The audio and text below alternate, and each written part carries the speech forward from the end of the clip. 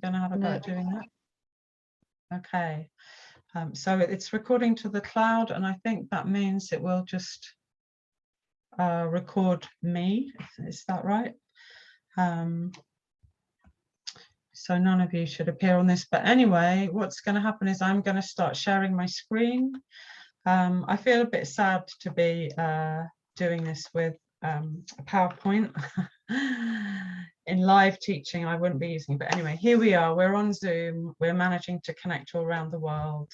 So I'm going to share some ideas about trauma. So we're going to start just with a little recap of some healthy human culture ideas that I shared last week. So if we're all good to go, I'm going to start sharing screen and just reminding us to, you know, be giving your attention, but also from time to time, just coming back to yourself. How am I? Reminding us, self-care on top. Stay connected with the present moment and your body, and just tracking. So here we go. So this is a body of work, Healthy Human Culture, this sort of tagline, how to create it, why we often don't. For me, I think this has been my life inquiry. And, you know, my learning in it has spanned sort of radical football teams, engineering science, psychotherapy training, family constellations, work with Joanna Macy, 10 years in the transition movement, intending to create positive change to address the multiple crises that we're dealing with in these times, which are not new crises. So how do we create healthy human culture, and why do we so often not, even when we really, really, really mean to? My second thing to say is that this is not the truth. So you'll see what an engineer I am at heart. I like maps, and a map is not the territory. And even if we had the most imperfect map, you know, it would never capture all of reality, isn't it? So this is not the truth. I offer these as ideas. If it's helpful, that's great. And if not, let it go, find something better. So this first diagram, this is the sort of map of what I think healthy culture is. So Sarah introduced this little exercise. This is something that I found in many different cultures, many different epistemologies, if people like that sort of word. Archetypes of rest and action, love and will, yin and yang, water and fire, dependence and autonomy, linked to the sympathetic nervous system, the mobilizing, the rest, parasympathetic.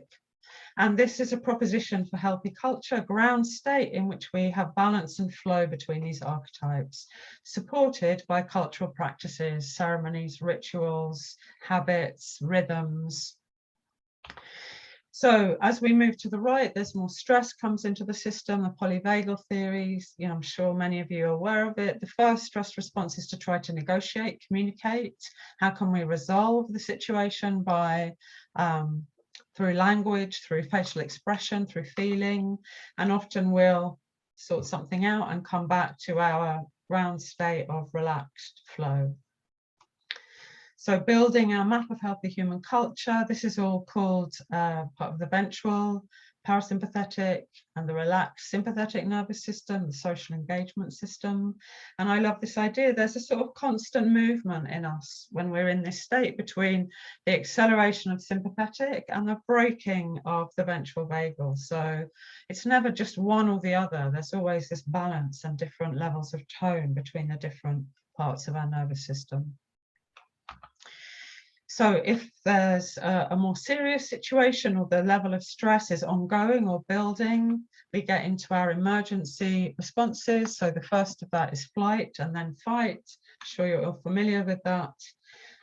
If that doesn't solve it, or we don't think we can run away or fight our way out of a situation, we may go to freeze. All of this is part of healthy culture. These situations have been happening to humans since we were pre-human, and what we need to be able to come back to our ground state is some kind of process, holding, support that enables us to shake out, release stress, come back to relaxation, and come back to attachments, to relationship, to be able to fully inhabit these archetypes of rest, love, dependence, softness, as well as action, strength, will, boundaries, and so on. So this is, for me, is like a map of, you know, maybe an idealized, but the basic sort of components of healthy culture, with this return path, this sort of purpley, lilac-y coloured return path, a really vital part of what healthy human cultures have created. And, you know, maybe that's a sweat lodge, maybe that's a grief ceremony, maybe that's a trance dance, maybe that's, you know, going to a group breathwork workshop. Maybe it's something else. So if this is healthy culture, what is it that takes us out of health? So again, here are some propositions.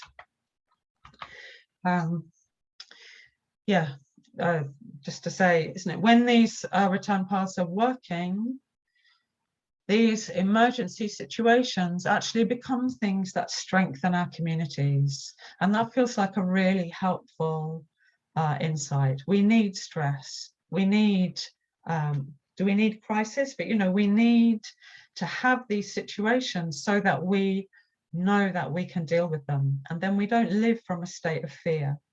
Bad things happen, but together we find our way back. So in unhealthy culture, one way of possibly even defining what unhealthy culture is that the return path is lost or absent. So instead of, you know, that nice purple return path here, it doesn't function anymore. And some shock or stress or chronic ongoing situation is now occurring or has happened, but there's no return path. And the question of what happens after that, you could say, is the sort of topic of this, this workshop, this session. So we could talk about, you know, for days about why return paths fail. Maybe there's natural disasters that, you know, wipe out a lot of the population. And then once we have systems of trauma, clearly things like colonization, major illnesses, plagues, wars, you know, major acts of violence between peoples, all of these things can wipe out the cultural return path.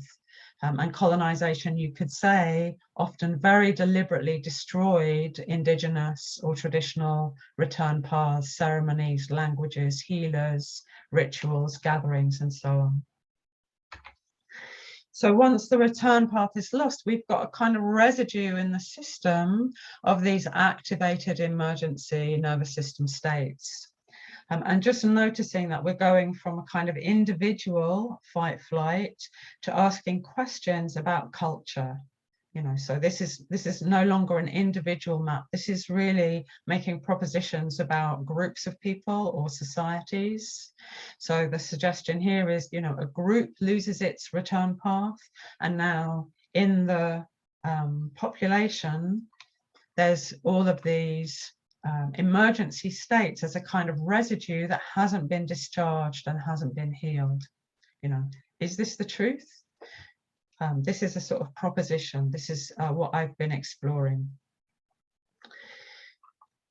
So this is my sort of the simplified version of the map, and basically we're going to be exploring this part of the map. What happens? What is that moment, if we call it trauma, and what happens on the right-hand side in a sort of post-trauma society?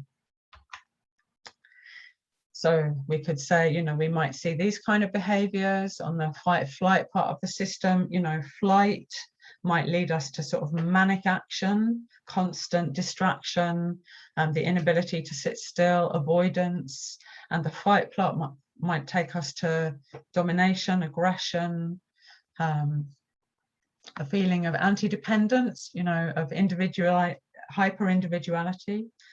And here we might see these archetypes of rest, love, water, distorting to appeasement, codependence, collapse, victimhood. You know, what's love when there's the loss of strength? So one way of looking at and exploring this right-hand side is that these archetypes that need to stay in relationship in order to be in health now lose their relationship with each other. Is that true? You know, so strength without heart becomes domination. Action without rest becomes manic activity, becomes an industrial growth system that grows forever. Yeah, love without boundaries becomes a kind of codependence or collapse or exhaustion or burnout. So this is what we're looking at. What happens in this moment of the return path failing? And then we're going to move on to this word, trauma. So I'm going to share with you things that I've sort of found out, and they may already be completely obvious to you, in which case, you know, please add your wisdom when we come to the sort of group sharing. I'm sure there's people here that know lots of things about trauma and consequences and healing that I don't know. So grateful to be gathered. But I'm going to share with you, yeah. Before you begin, could we just have a breath for a moment? Just, oh, what a great idea. Going at quite a pace and it's triggering material. Thank you. Isn't it so helpful to have co-facilitators? Thank you so much, Sarah. So yeah, let's just keep taking a breath, feeling the ground, feeling what resources us. So have a few breaths of breathing in whatever supports you in this moment. Thank you.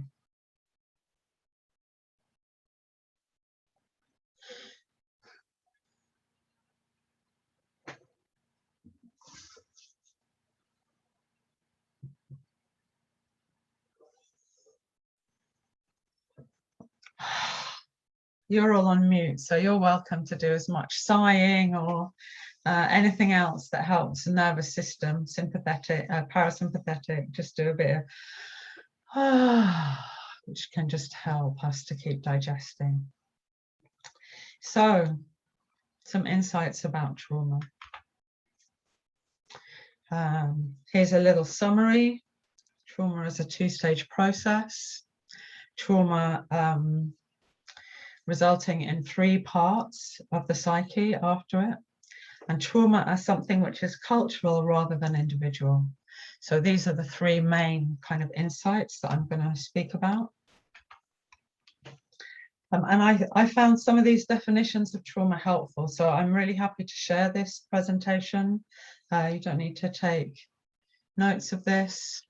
So this idea that trauma is not a disorder, it's a reaction to a kind of wound. It's a response to an injury. Reaction to profoundly injurious events and situations in the real world, and indeed a world in which people are routinely wounded. Trauma refers to threatening, overwhelming experiences that we cannot integrate. And I love this quote from Resmaa Menakem. Trauma decontextualized in a person looks like personality. Trauma decontextualized in a family looks like family traits. Trauma decontextualized in people looks like culture. I think it's so helpful to see in culture where trauma is normalized, we think that it's the person or the family or the culture. You know, it's not trauma, it's not a wider landscape. So here's my first aha about trauma, is that, you know, often trauma is spoken about as an event. Something happened and then I was traumatized. Something happened and then, you know, this person or this group was traumatized. And I found this, I actually came across it quite early when I was working as a therapist, and I was working in a centre for people who'd been sexually abused. And my supervisor there said, it's not the abuse, it's what happens after the abuse that actually creates trauma. And I found that an incredibly helpful insight. You know, that imagine a child is being abused and they go to an adult and that adult says, right, we're going to do something about that. We're going to create whatever healing is necessary for you. We're going to address the situation. You know, if it's somebody that you love and care about, we're not going to exclude them or imprison them, but we're going to address the context in which this was happening, make sure it never happens to you again, it never happens to anybody else. You know, maybe it wouldn't have ended up as a trauma for that person. Actually, what that child might have learned is adults respond. When I raise an issue, there's a response that is appropriate, that is loving and caring to everybody as part of the system, and that deals with the situation to stop it happening again. Isn't it? How many times when children are being harmed or others are being harmed is there the opposite, you know? Punishing the child, you know, or even listening to the child but punishing somebody else. So here's the two stages of trauma. The first is something harmful that happens, but stage two is really important. Is there support to heal the injury, integrate the experience, and probably that should also say, you know, address the systemic causes and stop it happening again? So if yes, you know, the injury, maybe it's not fully healed, maybe there's some residue, but there's a basic capacity for integrating and coming back to health, to being present, to being able to inhabit our bodies fully. And it's possible that we grow in our resilience. So stage two of trauma is the injury is not repaired. The experience isn't integrated, it's not addressed, and now this is what I would define as being trauma. So this is one really important insight. The failure of the return path is part of what causes trauma. And then the second insight about trauma is this relocating of it, and I really got it from reading Renee Linklater's book about Indigenous trauma and her work with Canadian First Nations people, which said, you know, trauma is never individual because, first of all, there's a context in which the harm happens, and very little of the harm that is happening in our world is what you might call innocent harm, you know, an accident, a bereavement that is nothing to do with the toxic environment of the industrial growth system. So why did it happen? You know, why was there harm? And then the second part, which really locates it for me in the collective, is why was there no repair? And I think it's really helpful to see that we can't bring ourselves back from trauma. You know, we can't bring ourselves back from something that has so shocked or overwhelmed our nervous systems that we're actually no longer able to function in a grounded way. So we need, you know, somebody else. It needs to be relational. We need holding, support. We may even need somebody just to say to us, you're not okay. To notice that actually our behavior is different. From the inside, it may feel like we're behaving in a rational, sensible way, but somebody else, if they're also not part of a traumatized system, might say to us, I can see that something's wrong, you know, we need to sort it out. So something, you know, sometimes I feel like we need to pull each other back into life. We need another person, another group. Maybe it's just one person, a healer, but maybe it's a ceremony, a ritual, a group journey to help us shake out the residue, to feel loving arms around us, to receive and witness the story of what happened, you know, as well as to turn back to the collective and say, what do we need to do to prevent this from happening again? So this insight for me is about relocating trauma as a collective issue. So trauma for me is a landscape. And I think it's helpful to ask this question, you know, I've put it as a statement, assuming trauma to be individual, I think is itself part of a traumatized worldview, where we can't face how wide the problem is. So we say, oh, it's this person, you know, we'll just heal the individuals that have got it as a problem. So these two insights I think are helpful, and I'm just going to add one more bit of theory, and then we're going to do a little embodied practice. And this comes from a guy called Franz Ruppert, who's a German medical doctor, but also a family constellator trained with, I think, with Bert Hellinger. I did some work with him, and he's been on a very, very precise and meticulous inquiry about trauma and how it gets passed through generations and what happens after trauma. So I think he's really interesting. And he suggests that there are 3 parts that go on after trauma has occurred. So it's like the psyche reorganizes itself in order to go forward because it cannot come back to wholeness. So he defines these 3 parts as, first of all, the traumatized part, or parts, the survival parts, and the healthy parts.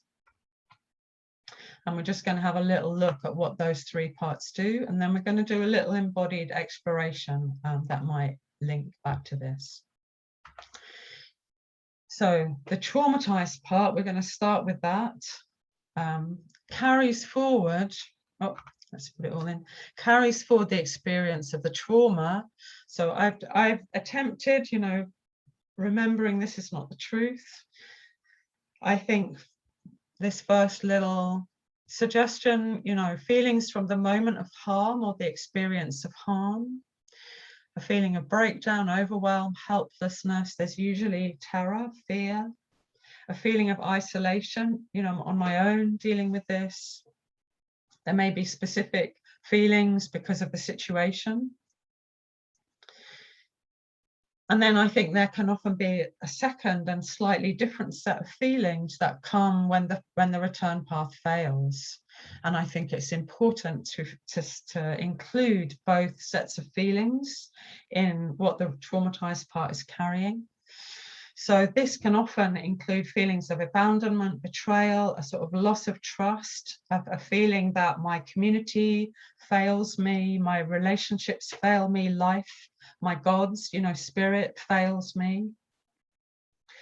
There can be a feeling of scarcity, you know, my community isn't resourced. I don't have the resources to heal.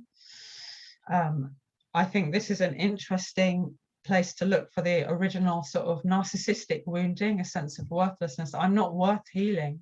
I wasn't worth bringing back. My own shame that I couldn't cope, my own sense of failure, of abandoning myself, or our sense of not being able to cope if it's a group trauma.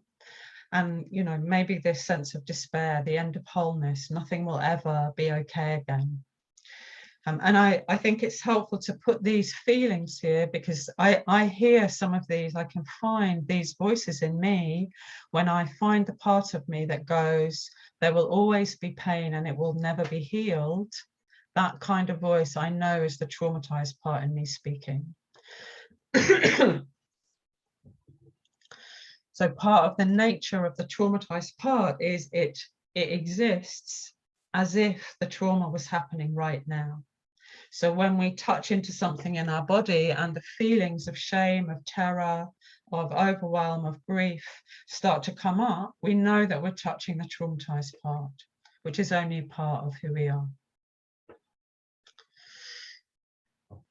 So this is one part. And then the second part is really organized around the traumatized part in order to manage life with all of this going on inside. So this is what Franz Ruppert calls the survival part. And the purpose of the survival part is literally to survive at all costs. And in order to do that, it may need to deny or dissociate from the trauma and the traumatized parts. It may have a kind of hyperreactive response if anything starts to come close to the trauma, if I'm being reminded of it. So aggression, violence, avoidance, you know, going into distractions, going numb, you know, not able to feel anything. Another kind of response may be to be hyperreactive, and we can see the different nervous system responses in here. So this would be more like the dorsal vagal. So be unable to see danger or pain, go into freeze, shut down. I've included the appease, the fawning response that some of you may know about. And again, I think it's really helpful to see that the survival part has a distorted perception of reality. So the survival part can't see reality as it is because it's always being distorted by managing the trauma. So there are some things that it'll be able to not see at all, and other things that it will see as more of a threat than it actually is. And this, I think, is a really essential part of the understanding about trauma, is that once trauma has happened, we may have survival parts that look incredibly functional, but it's still being run by the experience of trauma, but that's often now really out of awareness so that we can manage. And another really helpful thing, you know, this strategy, the survival part, was created at an experience that felt like life or death. So there'll be a kind of life or death feeling when we try to dismantle or challenge the strategies that the survival part has come up with. So again, you know, this is not the truth, it's just a model, but I think it helps us to recognize part of what the residue of post-trauma can look and feel like. So still breathing, still feeling our ground, still feeling you know, the earth beneath us and the sense of being with others, looking at this. We're going to go on to the third part where finally we get a smiling face.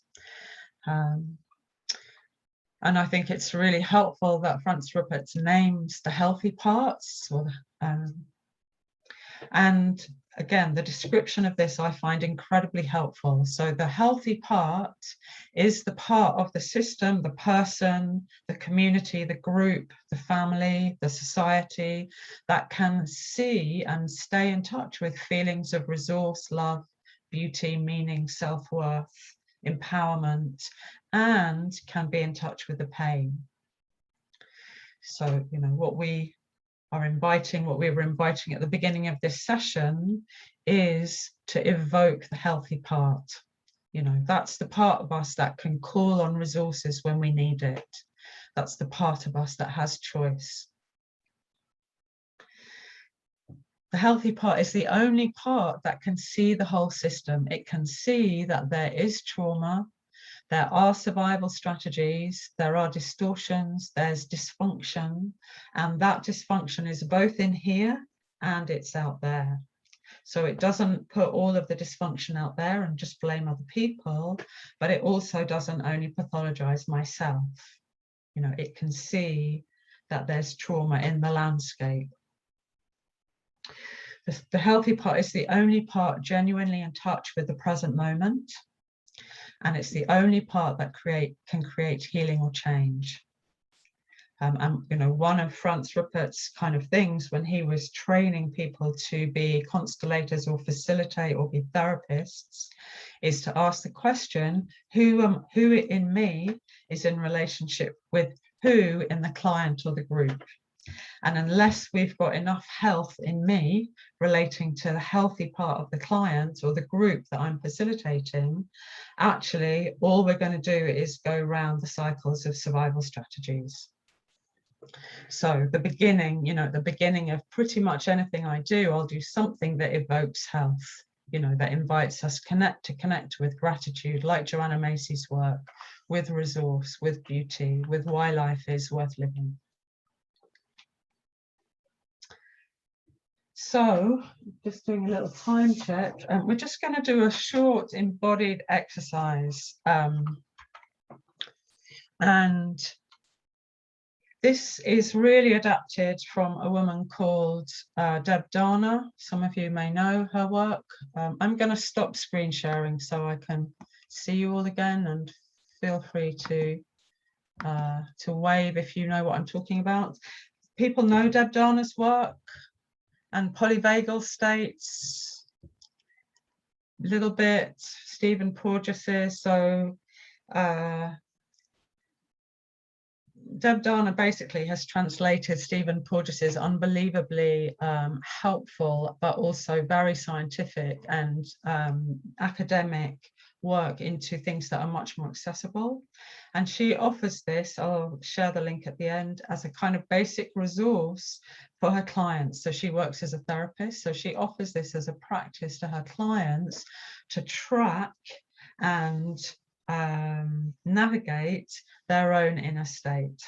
And I think it's a really fundamental practice that we all can be helped by if we're doing any work in any field in which trauma exists, which basically means living our lives, right?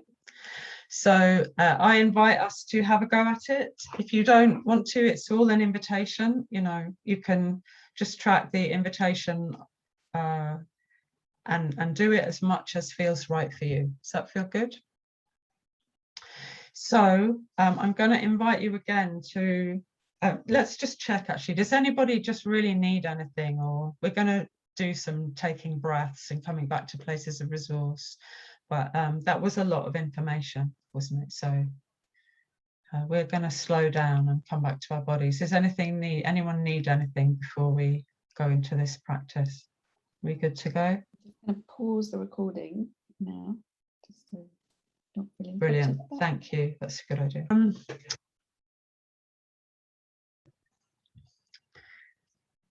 Yes, and as soon as I start talking about trauma, I forget what the program is. What are we going to do next? Well, we're going to do a little bit of paired sharing. So just have a little 2 or 3 minutes each way just to speak about that practice. Is that a good thing to do? Or actually, why don't we just hear in the main group at this point, and we'll do breakout rooms and do that at the end of the last bit of input. Thank you. So do you remember this diagram that we started off with? So on the health is kind of, you know, what organizes a healthy system with return paths. And over here on the right, we've got a kind of an unhealthy system. Just going to organize my screen a little bit. So I just wanted to share, you know, some exploration of how we see those post-trauma states, nervous system states, the kind of post-trauma psyche in collective, in the wider collective. So these are just my thoughts, you know. Let's see what happens. There we go. So we're just going to explore this a bit more. What does post-trauma culture look like? Oh yeah, that's it. So this question, who is in charge on the right-hand side? You know, if there are some people that some of the time are more in the place of freeze, of collapse, and there's some people that are more of the time or some of the time in the space of domination, of manic activity. You know, my proposition, I guess, is that these people generally end up running a system. These are the ones that have a lot of energy, they have strength, and they also have a sort of often a sense of entitlement. I'm going to fight for what I need. And they have, you know, the fight, domination, nervous system kind of patterning, if you like. So this is part of what this whole healthy human culture inquiry was about for me, was to understand systems of privilege and oppression and connect them with ideas around trauma, unconscious, things I'd met in sort of personal psychology, to connect that up with systems like colonialism, patriarchy, but also destruction of the environment. So this is kind of how I think about human systems, is that once the landscape is being organized by some sort of collective trauma, the people who are in charge, those who have more strength and privilege, are the ones that tend to be more identified with fight-flight. So it'll be that fight-flight worldview that dominates the landscape. And those that are more identified either with the state of trauma itself or with the kind of parasympathetic responses of freeze, you know, which is what happens as some part of the trauma experience, or the fawning response, which is a nervous system response of placating, appeasing those with power. So now here's some of the behaviors that I think we see that we can, oh, sorry, wrong way. So one thing is a strategy is to dominate, use violence, get what I want, competition. If I don't get it, someone will take it from me. A worldview that sees scarcity and that might is right. I can take resources from those with less power, with less strength or privilege. I can, and I think this one is really interesting, and I think it's a really interesting question.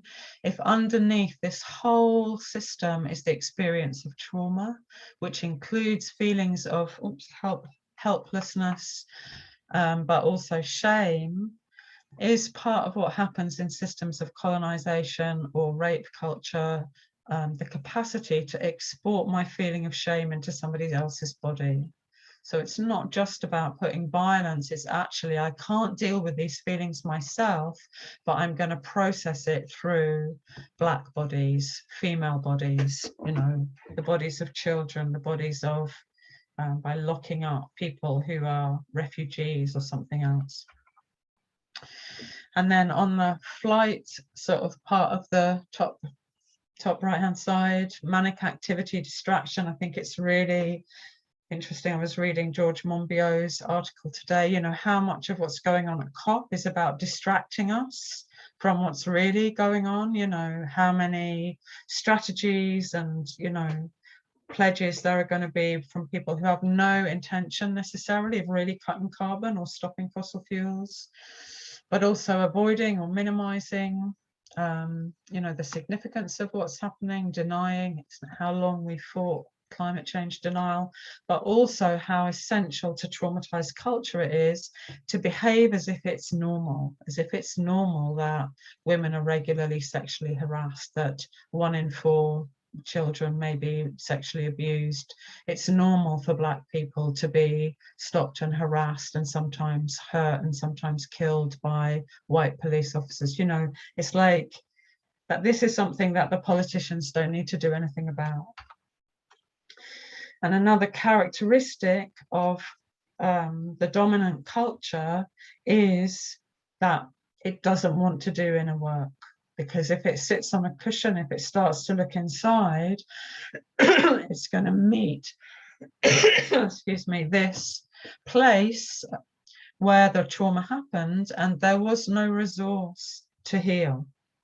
And whether that's, you know, a failure of attachment because of parenting, whether that's boarding school, you know, whether that's being shamed for crying when you're a child, whatever it is, somewhere there's a cultural denial of vulnerability.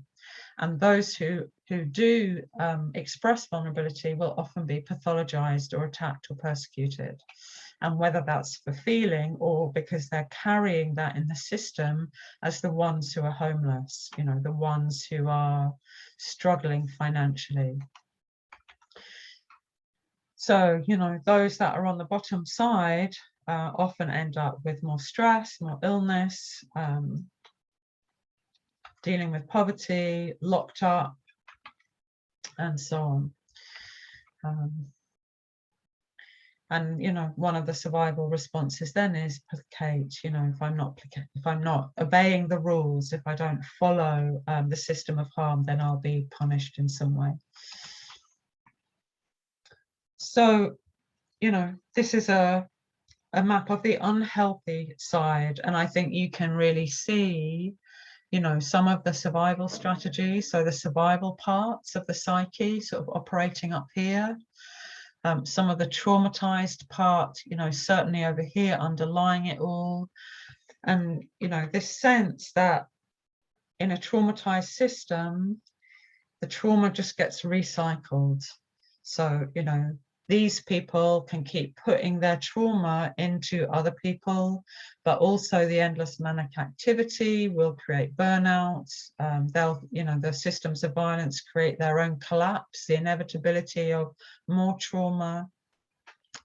So, yeah, this is what this system looks like, and it doesn't have the capacity to heal itself because this system, this part of the system, doesn't have the health that is needed to create change. So, this is for me the sort of question. If we have, I would say every human system has all of this in it. So that idea of the three parts, the health is over here. And I think every human system, is that true?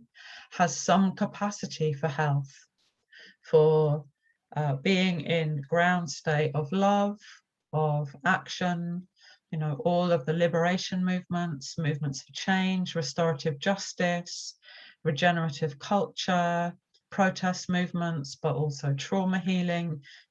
There's thousands and millions of expressions of the health of human culture occurring even in the most traumatized parts of the world. And even within those healthy responses, they're not separate also from having the trauma within them. So, I was in the transition movement, a movement very dedicated to creating more health, but we had our own burnout culture. We had our own systems where some people's worldview was definitely privileged over others, where action was seen as more valued than inner work. Okay, let's make a pause there. So those are some of my ideas anyway about cultural systems and how they work, linking it to those sort of models around trauma. I would love us just to have a couple of minutes in pairs so everybody gets a